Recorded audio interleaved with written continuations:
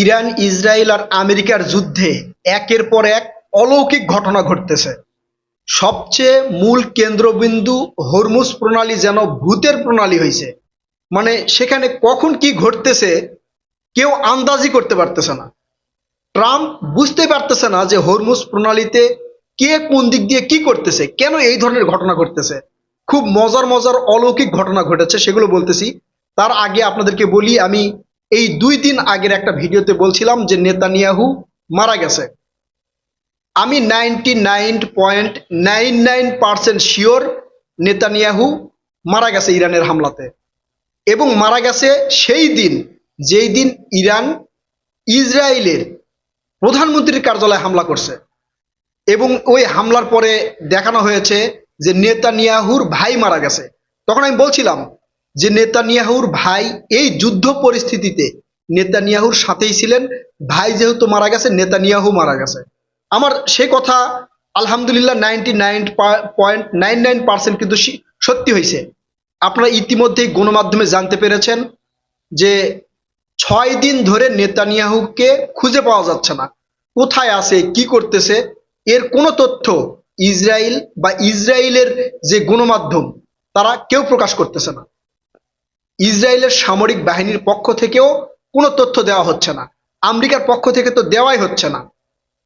আজকের বেশ কিছু গণমাধ্যম বাংলাদেশ এবং আন্তর্জাতিক মিডিয়াতে প্রকাশ হয়েছে যে ইসরায়েলের সবচেয়ে গুরুত্বপূর্ণ মিটিং, সামরিক মিটিং, যেই মিটিং প্রধানমন্ত্রী ছাড়া কখনোই সম্ভব নয়, সেই মিটিংয়েও নেতানিয়াহু অনুপস্থিত। এটা থেকে 100% শিওর থাকেন। আমি 99.99% শিওর দিলাম নেতানিয়াহু বেঁচে নাই।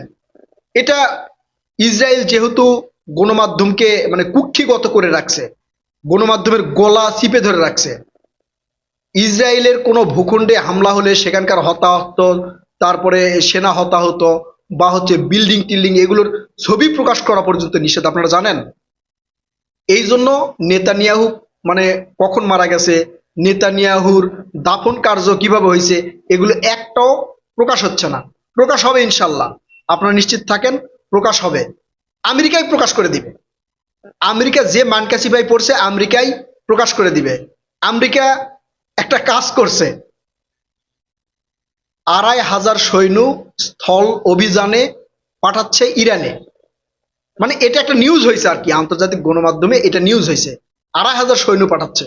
কিন্তু এই সৈন্যগুলো কিভাবে যাবে? সামরিক বিমানে যাবে, নাকি জাহাজে যাবে, নাকি সাবমেরিনে যাবে?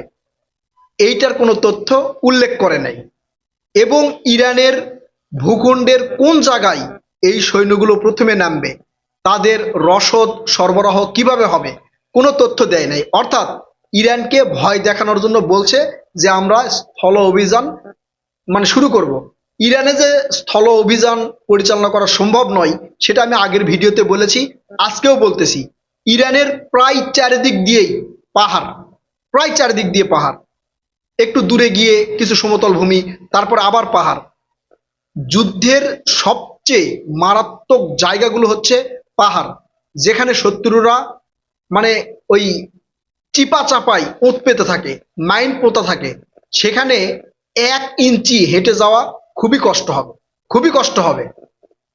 রাশিয়া ইউক্রেন যুদ্ধে রাশিয়া 4 বছরে মাত্র 6টা গ্রাম দখল করতে পেরেছে, তারপরও পুরোপুরি নয়। একটা দেশের মাত্র 6টা গ্রাম দখল করতে পেরেছে, তারপরও পুরোপুরি নয়। 4 বছর যুদ্ধে আমেরিকার চেয়ে রাশিয়া কোনো অংশে কিন্তু কম নয়, কোনো দিক দিয়েই কম নয়। আমেরিকার মাস্তানি হচ্ছে আন্তর্জাতিক বিশ্বের প্রচলিত মুদ্রা হচ্ছে ডলার। এই ডলার দিয়েই আন্তর্জাতিক বিশ্বের বিভিন্ন দেশ কেনাকাটা করে, আন্তর্জাতিক বাণিজ্যে এই ডলার ব্যবহার হয়। বিধায় আমেরিকার মাস্তানি, তাছাড়া আমেরিকার কিন্তু মানে খুব একটা মাস্তানি নাই।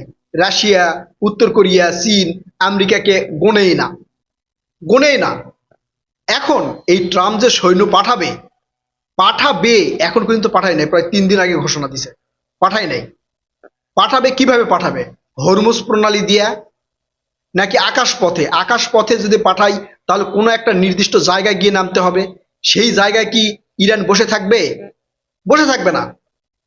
আমেরিকা থেকে সৈন্য যেতে হলে একমাত্র পথ হচ্ছে হরমুজ প্রণালী দিয়ে যেতে হবে। উপর দিয়ে যদি যাই তাহলে ওই বিমান থেকে সৈন্য নামতে নামতে খালি দেখবেন দেহ নামবে, আর অন্য কিছু নামবে না। এটা আমি বলে রাখলাম, দেখেন দেহ নামবে। তবে যদি নদী পথে যাওয়া যায় তাহলে সম্ভব, কারণ সামনে প্রোডাকশন থাকবে, পিছনে প্রোডাকশন থাকবে, এটা সম্ভব। সেই সম্ভবকেও অসম্ভব করে তুলছে ইরান। হরমুজ প্রণালী মনে হচ্ছে একটা ভূতুরে প্রণালী, একবার ভূতুরে প্রণালী। হরমুজ প্রণালীতে বেশ কিছু জাহাজে আগুন ধরছে।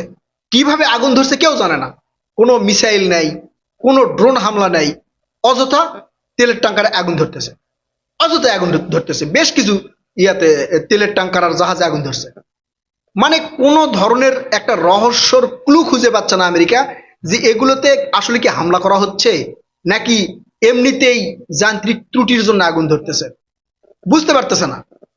আমি অনেকদিন আগে বলছিলাম ইরানের কিছু ভুতুরে বাহিনী আছে। ইরানের কিন্তু অনেক প্রক্সি যোদ্ধা আছে, বিভিন্ন দেশে আছে, ইরাকে আছে, জর্ডানে আছে, কাতারে আছে, তারপরে এই যে ইয়ামেনের হিজবুল্লাহরা আছে, হামাস আছে, মানে ফিলিস্তিনের হামাস, এরা কিন্তু ইরানের প্রক্সি যোদ্ধা। এই সবগুলাকে ইরান অস্ত্র সরবরাহ করে, রসদ, অর্থ সবকিছু সরবরাহ করে। এদের মধ্যে কিছু ভুতুরে বাহিনী আছে, তারা কিভাবে হামলা করবে এটা পরিকল্পনার বাহিরে। এখন এই যে হরমুজ প্রণালীতে যে তেলের ট্যাঙ্কারে বা জাহাজে হঠাৎ করে আগুন লাগতেছে, হঠাৎ করে আগুন লাগতেছে বেশ কিছু, মোটামুটি এই পর্যন্ত সংবাদ অনুযায়ী প্রায় 10 থেকে 12টা জাহাজে আগুন ধরছে, তেলের ট্যাঙ্কারও আছে এর ভিতরে, আগুন ধরছে। কিন্তু কিভাবে ধরছে, কেন ধরছে, এটার কোনো মানে তথ্য খুঁজে পাচ্ছে না। কোনো ড্রোন আসতেছে না, কোনো মানে ক্ষেপণাস্ত্র আসতেছে না, আগুন ধরতেছে। আবার পানির নিচ দিয়ে সাবমেরিনের মাধ্যমেও আমেরিকা দেখার চেষ্টা করতেছে যে আসলে এগুলো আগুন ধরার কারণ কি। ইতিমধ্যে অনেকগুলো জাহাজে যখন আগুন লাগছে তখন কিন্তু এই ইয়া থেকে আপনার হচ্ছে মিশর থেকে, তারপরে অন্যান্য জায়গা থেকে, ইয়ামেন থেকে তাদেরকে উদ্ধার করা হয়েছে। তারাও বলতে পারতেছে না যে কিভাবে এটাতে আগুন ধরছে। অর্থাৎ হরমুজ প্রণালী এখন মৃত্যুর ফাঁদ এই ইসরায়েল আর আমেরিকার জন্য, মৃত্যুর ফাঁদ। আর এই জাহাজগুলো, সবচেয়ে বড় কথা হচ্ছে এই যে জাহাজগুলোতে আগুন লাগতেছে সবগুলো জাহাজ এই আমেরিকার অনুসারীদের, সবগুলো জাহাজ। অবশেষে হামাস ইরানকে অনুরোধ করছে যে প্রতিবেশী দেশগুলোতে হামলা চালাবেন না। ইরানের সক্ষমতা দেখছেন, ইরান একাই প্রায় 6টা দেশে হামলা চালাচ্ছে, একাই 6টা দেশে হামলা চালাচ্ছে। আর আমেরিকা আর ইসরায়েল দুইজনে মিলে ইরানে হামলা চালাচ্ছে। ইরান এই হামলার মানে এমন ভাবে জবাব দিচ্ছে, ভুতুরে ভাবে জবাব দিচ্ছে, এতে এই ট্রাম্পের মাথায় হাত পড়ছে। প্রতিদিন আমেরিকা আর ইসরায়েল মিলে যুদ্ধের জন্য $2 বিলিয়ন করে খরচ হচ্ছে, এবং ইসরায়েল বলছে এই যুদ্ধ তারা 6 মাস একটানা চালাতে পারবে। তার মানে এমনিতেই আমেরিকার ডলারে কিন্তু ধস। অনেকে হয়তো ভুল বোঝেন যে আমেরিকা তো ডলার ছাপাতে পারে, তাহলে তো আমেরিকার সমস্যা নাই। এটা কিন্তু ভুল। আমেরিকার ডলার ছাপাতে হলে এই যে আন্তর্জাতিক বিশ্ব মিলে যে কমিটি গঠন করা আছে ডলার ছাপানোর, তারা সাপোর্ট করবে না, ইচ্ছা মতো ডলার ছাপাতে পারবে না। আমেরিকার কিন্তু বাধা বন্ধকতা আছে। এগুলো নিয়ে ট্রাম্প এখন মানে চিপার মধ্যে আছে, না পারতেছে যুদ্ধ থামাতে, আবার না পারতেছে যুদ্ধ চালিয়ে যেতে, মাঝে মাঝে একটা করে হুমকি দিচ্ছে। এই যে ইরানে এতদিন হামলা করছে, ইরানের কি ক্ষতি হয়েছে? অনেকেই বলতেছেন খমেনি মারা গেছে, কিন্তু আমি একবারে তথ্য প্রমাণ উল্লেখ করে আপনাদেরকে বলছি, খমেনি আমার বিশ্বাস মারা যায়নি। খমেনি মারা গেলে খমেনির যে জানাজা হয়েছে কিভাবে হয়েছে, খমেনির কবর কোথায়, এবং খমেনির ছেলেকেই আবার ইরানের নেতা বানানো হলো, এগুলো বিশ্লেষণ করে আমার আগের ভিডিওতে বলছি। খমেনি মারা যায়নি, আপনারা দেখেন এগুলো বের হবে। নেতানিয়াহু বেঁচে নাই, আর খমেনিও মারা যায় নাই, এটা একদিন বের হবে ইনশাল্লাহ। আমি একটু বিশ্লেষণ করি ভাই, আন্তর্জাতিক এবং দেশীয় রাজনীতি নিয়ে একটু পড়াশোনা করি। আমার শিক্ষাগত যোগ্যতা বেশি না, আমার অভিজ্ঞতা এই বিষয়ে বেশি না, তবে যতটুকু আমি পড়াশোনা করি এই সোশ্যাল মিডিয়া থেকে শুরু করে বিভিন্ন আন্তর্জাতিক গণমাধ্যমগুলো দেখি, দেখে আমি যেটা বিশ্লেষণ করি এটা আল্লাহ তাআলার রহমতে অনেকাংশে মিলে যায়। বাংলাদেশের নির্বাচন নিয়ে করেছিলাম, আলহামদুলিল্লাহ মিলে গেছে। জামাত কি করবে সেটা নিয়ে বলেছিলাম, আলহামদুলিল্লাহ মিলে গেছে। এবং ইরানের সাথে যুদ্ধে মানকাসিপাই পড়েছে ট্রাম্প, সেটাও বলছিলাম, এখন আস্তে আস্তে মিলে যাচ্ছে। নেতানিয়াহুর বিষয়ে বলছি, দেখবেন আস্তে আস্তে মিলে যাবে, ইনশাল্লাহ মিলে যাবে।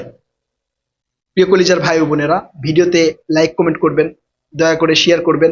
একই সাথে আমার নতুন পেজ আছে, একটা নতুন পেজ আপনারা এই আইডিতে মানে পাবেন, মানে এই আইডিতে যেখানে ভিডিও আপনারা দেখতেছেন এটা আমার নতুন পেজ।